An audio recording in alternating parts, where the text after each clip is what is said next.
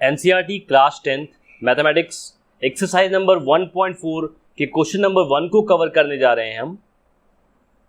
Without actually performing the long division state whether the following rational number will have a terminating decimal expansion और non terminating repeating decimal expansion.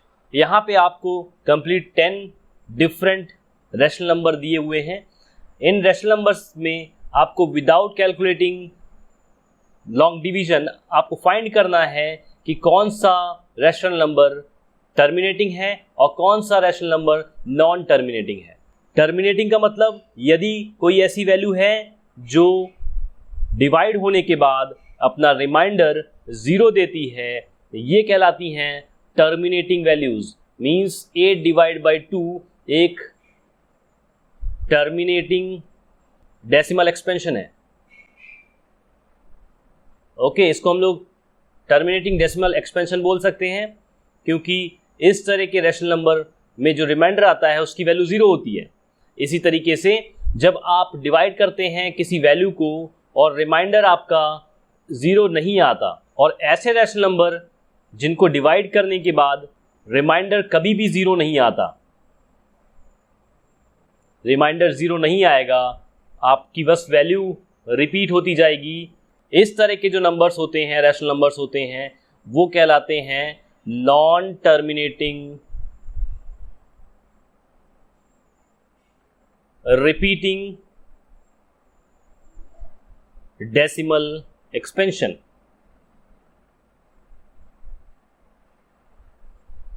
इसी में decimal expansion का मतलब क्या है कि जो डेसिमल के बाद वैल्यू आ रही है वो टर्मिनेटिंग हो जाती है। जैसे इसी का एक और एग्जांपल अगर आप देखना चाहें तो देखिएगा कि 8 डिवाइडेड बाई 16, यदि आप इसको डिवाइड करते हैं तो डेफिनेटली कितना आएगा 0.5। ये 0.5 आ रहा है, इसका मतलब 0.5 के बाद सारी वैल्यू 0 हो जाती है, रिमाइंडर 0 हो जाता है, जिसे हम लोग क्या कह रहे हैं, टर्मिनेटिंग डेसिमल एक्सपेंशन कह रहे हैं।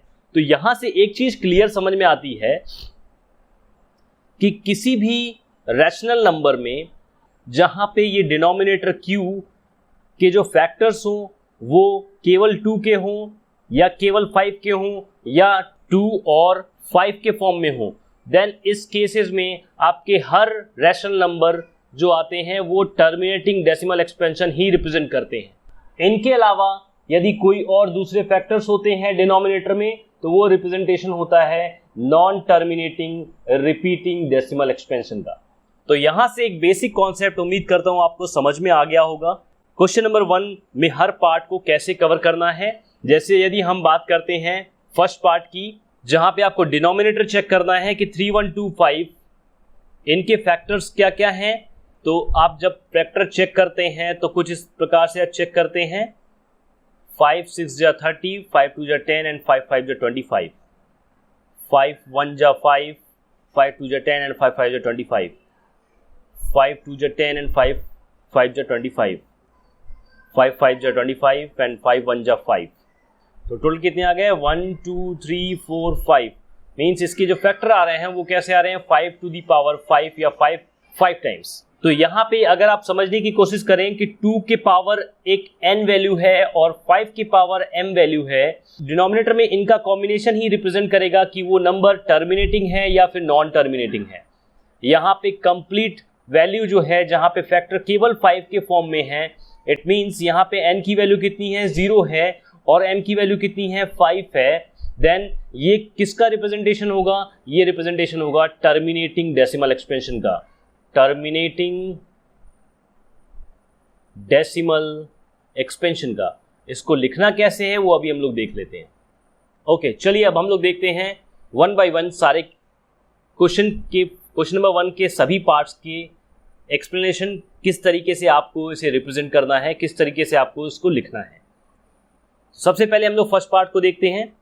फर्स्ट पार्ट का जो क्वेश्चन है वो है 13 डिवाइडेड बाई 3 1 2 5। जहां पे आपने 3 1 2 5 को फैक्टर किया रफ में तो आपको मिली क्या वैल्यू 5 टू दी पावर 5। यहां से आप क्या लिख सकते हैं, here denominator is equals to 5 to the power 5 which is of the form 2 to the power n multiply with 5 to the power m, where n is equals to 0 and m is equals to 5. So the rational number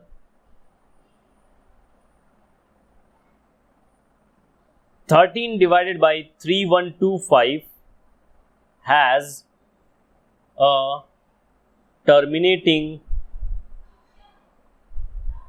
decimal expansion, और ये आपका final answer होगा। कुछ इस तरीके से आपको सारे क्वेश्चंस कवर करने हैं। जब आप 17/8 की बात करते हैं तो यहाँ पे जो वैल्यू आती है वो क्या आएगी, यहाँ पे इसका फैक्टर होगा 2 to the power 4, 2 to the power 3, जिसमें आपको कंप्लीट वैल्यू 2 की मिल रही है, जहां पे n की वैल्यू है कितनी 3 एंड 5 की वैल्यू है कितनी 0। मींस ये भी क्या रिप्रेजेंट कर रहा है, ये रिप्रेजेंट कर रहा है टर्मिनेटिंग डेसिमल एक्सपेंशन। और इसके लिखने का तरीका कुछ ऐसा सेम यही होगा जैसा मैंने आपको फर्स्ट पार्ट में दिखा दिया। यहाँ पे आप 17/8 लिखेंगे, 17/2 to the power 3 लिखेंगे, देन इसके बाद यहाँ पे लिखना होगा आपको here denominator equals to 2 to the power 3 which is of the form 2 power n into 5 के power m, where n is equals to what 3 and m equals to what 0. So the rational number 17/8 has a terminating decimal expansion. ये second part का ऐसा solution करेंगे। Then इसके बाद third part को जब आप चेक करें तो इसकी जो डिनोमिनेटर है इसको आप फैक्टराइज करें। इस थर्ड पार्ट के डिनोमिनेटर को जब आप फैक्टराइज करेंगे तो वैल्यू आती है 5 मल्टीप्लाई विथ 7 मल्टीप्लाई विथ 13।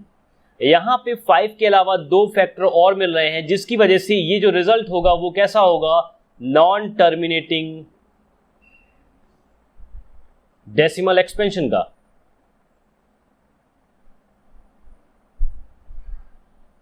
लिखने का जो टर्म्स है वो सेम यही कॉन्सेप्ट होगा, बस आपको यहां पे लिखना क्या होगा, यहां पे आपको लिखना होगा, जब थर्ड केस की बात कर रहे हैं हम, तो थर्ड केस में क्वेश्चन क्या होगा आपका 64 डिवाइडेड बाई 455। यहां पे डिनोमिनेटर का जो रिजल्ट होगा वो 5 क्रॉस 17 क्रॉस 13 लिखेंगे यहाँ पे, एंड देन विच इज यहां पे लिखेंगे आप क्या, not the form 2 to the power m into 5 की power m, where n equals to 0 and m equals to 0. So the rational number 64 divided by 455 has a non-terminating decimal expansion. मैंने आपको दोनों तरीके से बता दिया। पहला टर्मिनेटिंग डेसिमल एक्सपेंशन को कैसे लिखना है ये फर्स्ट पार्ट में हम लोगों ने देख लिया। थर्ड पार्ट में नॉन टर्मिनेटिंग का केस बन रहा है, इस पार्ट को भी हम लोगों ने कवर कर लिया। देन इसके बाद फोर्थ वाले पार्ट के डिनोमिनेटर को देखिएगा। फोर्थ वाले पार्ट के जब डिनोमिनेटर को आप ब्रेक करेंगे तो रिजल्ट आएगा 2 to the power 6 multiply with 5। यहाँ पे भी 2 and 5 के ही फैक्टर्स मिल रहे हैं, इसका मतलब ये भी कैसा रिप्रेजेंटेशन होगा, टर्मिनेटिंग डेसिमल एक्सपेंशन का ही रिप्रेजेंटेशन होगा। बिल्कुल लिखने का तरीका सेम जैसा मैंने आपको फर्स्ट वाले पार्ट में दिखाया उस तरीके से ही आपको इसमें भी लिखना है। फिफ्थ वाले पार्ट में जब आप डिनोमिनेटर को फैक्टराइज करेंगे तो रिजल्ट आता है 7 to the power 3। 7 का क्यूब होता है 343। यहाँ पे ना तो 2 है ना 5 है, इसका मतलब ये रिप्रेजेंटेशन किसका होगा, नॉन टर्मिनेटिंग रिपीटिंग डेसिमल का एक्सपेंशन का होगा। और इसको लिखना कैसे है, ये थर्ड वाले पार्ट को मैंने इसी में थोड़ा सा समझा के आपको बता दिया है। फोर्थ वाले क्वेश्चन में देखेंगे जहाँ पे ये डिनोमिनेटर में पहले से ही 2 to the power 3 and 5 to the power 2 के फॉर्म में ये इन्होंने ब्रेक करके रखा है। ये एग्जैक्टली किस फॉर्म में दिख रहा है आपको, 2 to the power n और 5 to the power m के फॉर्म में मिल रहा है। इसका मतलब ये रिजल्ट होगा किसका, टर्मिनेटिंग डेसिमल एक्सपेंशन का होगा। इसी तरीके से जब आप सेवंथ वाला क्वेश्चन देखें तो यहाँ पे आपको डिनोमिनेटर में दिख रहा है फैक्टर 2 के हैं, 5 के एंड 7 के हैं। ये कैसा होगा, non terminating repeating decimal expansion होगा। क्यों, क्योंकि यहाँ पे फैक्टर 2 और 5 के अलावा 7 भी है, और टर्मिनेटिंग वैल्यू तभी आती है जब फैक्टर में 2 and 5 वैल्यू केवल होती है, जिसकी वजह से ये रिप्रेजेंटेशन होगा non terminating repeating decimal expansion का। 8 नंबर देखिएगा, ये बहुत इंपॉर्टेंट टर्म है 6/15। ये 6/15 को प्राइम नहीं है, इसको पहले आपको को प्राइम चेंज करना होगा। को प्राइम मींस ऐसे नंबर जिनके HCF 1 आते हैं, जिनके HCF 1 आएंगे तभी आप उसको रैशनल नंबर के फॉर्म में आप रिप्रेजेंट कर पाएंगे टर्मिनेटिंग है कि नॉन टर्मिनेटिंग है। इसको जब आप डिवाइड करेंगे 3 से तो 3 2 जा 6 एंड 3 5 जा 15 मीन्स अब आप चेक करेंगे 2/5 के फॉर्म को न कि 6/15 फॉर्म को। यहाँ पे 5 जो आपको दिख रहा है वो डायरेक्टली एज ए फैक्टर 5 ही रिप्रेजेंट हो रहा है। इसका मतलब ये क्या रिप्रेजेंट करेगा, टर्मिनेटिंग वैल्यू को रिप्रेजेंट करेगा, टर्मिनेटिंग डेसिमल एक्सपेंशन को रिप्रेजेंट करेगा। देन 9th वाला क्वेश्चन देखिए 35/50 5 7 जा एंड 5 10 जा। देन आप चेक करेंगे 7/10 वैल्यू को, न कि 35/50 वैल्यू को, क्योंकि यहाँ पे ये को प्राइम्स के फॉर्म में नहीं है, लेकिन यहाँ पे 7/10 एक को प्राइम फॉर्म है। इसको भी जब आप चेक करेंगे और 10 के फैक्टर्स को देखेंगे तो 2 × 5 मिलेगा और यहाँ से ये रिप्रेजेंट हो जाएगा कि ये भी एक टर्मिनेटिंग डेसिमल एक्सपेंशन है, डेसिमल एक्सपेंशन का फॉर्म है। Okay, last question 77 divide by 210, इसे भी आप डिवाइड करेंगे पहले 7 से, 7 11 जा एंड 7 30 जा। देन इसके बाद 11/30 को आप चेक करेंगे, ना कि 77/210 को चेक करें। 30 के फैक्टर्स को ब्रेक करेंगे तो 30 के फैक्टर्स आते हैं 2 × 3 × 5। यहाँ पे 2 और 5 के फैक्टर के अलावा 3 भी एज अ फैक्टर यहाँ पे प्रेजेंट है। इसका मतलब ये किसका रिप्रेजेंटेशन होगा, ये non terminating repeating decimal expansion होगा। इस तरीके से आपके एक्सरसाइज नंबर 1.4 के क्वेश्चन नंबर 1 कवर हो जाते हैं। यदि इनके सॉल्यूशन से रिलेटेड कहीं पे भी थोड़ी सी भी आपको प्रॉब्लम क्रिएट हो रही है, कहीं पे थोड़ा सा भी डाउट है, आप फ्रैंकली इसी वीडियो के डिस्क्रिप्शन बॉक्स में दिए हुए व्हाट्सएप ग्रुप में ज्वाइन होकर अपने डाउट्स को क्लियर कर सकते हैं। Thank you for joining this session and thank you for watching this video.